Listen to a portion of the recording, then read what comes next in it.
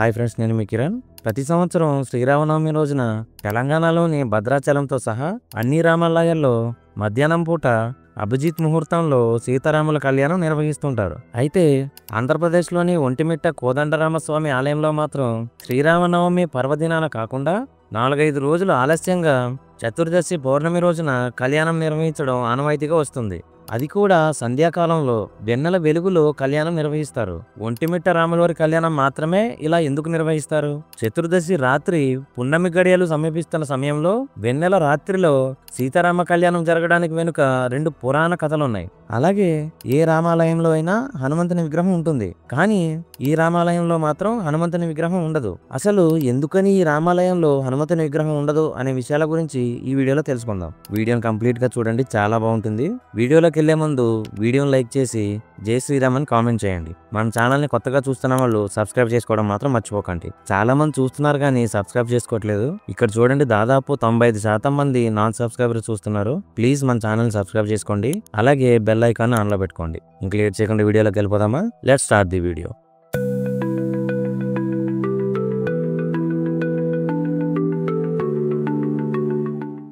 శ్రీరాముడు మధ్యాహ్నం 12 గంటలకు జన్మించినప్పుడు ముక్కోటి దేవతలు హాజరయ్యారు. సూర్యాస్తమయం తర్వాతే చంద్రుడు రావాలి, కానీ సూర్యుడు అస్తమించకుండా ఉండిపోవడంతో చంద్రుడు శ్రీరాముని చూడ్డానికి రాలేకపోయానని చంద్రుడు ముభావంగా ఉండడం గమనించిన శ్రీరాముడు, నేను రామచంద్రుడు అని నీ పేరే పెట్టుకుంటానని సమాధానిస్తాడు. అప్పటికి చంద్రుడిలో మార్పు రాకపోవడంతో ద్వాపర యుగంలో రాత్రి 12 గంటలకు కృష్ణావతారంలో జన్మిస్తానని చెప్పినా చంద్రుడు బాధపడుతూనే ఉంటాడు. నీకోసం ఒంటిమిట్టలో వెన్నెల రాత్రిలో నా కళ్యాణం జరుపుకుంటానని చెప్పిన తర్వాత చంద్రుడు సంతోషించాడని ఒక కథ ఉంది.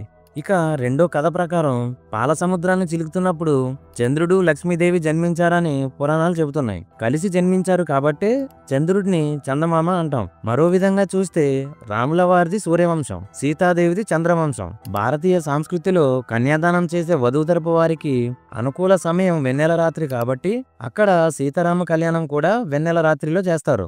ఆంధ్రప్రదేశ్ వైఎస్ఆర్ కడప జిల్లాలో ఉన్న ఒంటిమిట్ట కోదండరామాలయం పురాతన ఆలయాల్లో ఒకటి. ఇక్కడ కోదండరాముడు, సీతాదేవి, లక్ష్మణులు కొలువై ఉన్నారు. కడప నుంచి తిరుపతికి వెళ్లే మార్గంలో 27 కిలోమీటర్ల దూరంలో ఒంటిమిట్ట ఉంటుంది. రాష్ట్ర విభజన జరిగినప్పటి నుంచి ఏపీ ప్రభుత్వం అధికారికంగా ఒంటిమిట్టలో శ్రీరామనవమి వేడుకలు నిర్వహిస్తుంది. ఈ ఆలయ నిర్వహణను ప్రభుత్వం టీటీడీ బోర్డుకు అప్పగించింది.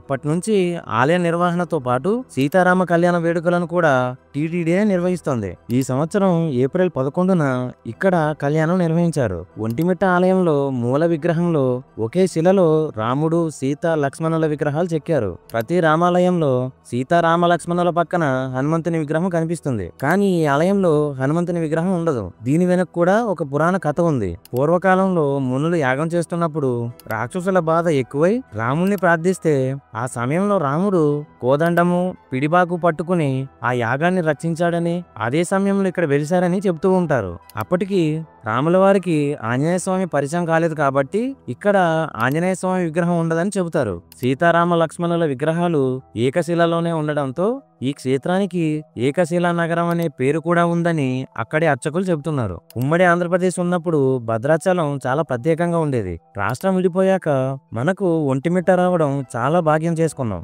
కడప జిల్లా వాసులుగా మాకు చాలా సంతోషంగా ఉందని అక్కడి భక్తులు చెబుతున్నారు. ఇక్కడ ప్రత్యేకత ఏంటంటే ఒకే రాయి పైన సీతారామ లక్ష్మణులు ఉంటారు. 11వ తేదీ కళ్యాణం అయితే వారం ముందు నుంచే ఉత్సవాలు జరుగుతున్నాయి. టీటీడీ వాళ్ళు తీసుకున్నప్పటి నుంచి ఏర్పాట్లు బాగున్నాయని అక్కడి ప్రజలు ఆనందం వ్యక్తం చేస్తున్నారు. ఒంటిమిట్ట రాజగోపురం నిర్మాణం చోళ శిల్ప శైలిలో ఉంటుంది. ఫ్రెంచ్ యాత్రికుడు ట్రావెర్నియర్ 16వ శతాబ్దంలో ఈ రామాలయాన్ని సందర్శించినప్పుడు భారతదేశంలోని పెద్ద గోపురాలలో ఈ రామాలయ గోపురం ఒకటని చెప్పారని చరిత్రకారులు చెబుతారు. ఇక్కడ శిల్పకళ చాలా అద్భుతంగా ఉంటుంది. ఒంటిమిట్ట దేవాలయం ఆర్కిటెక్చర్ పరంగాను చాలా విశిష్టమైన దేవాలయం. చోళులు, విజయనగరం సామ్రాజ్యం వాళ్ళు కట్టారు.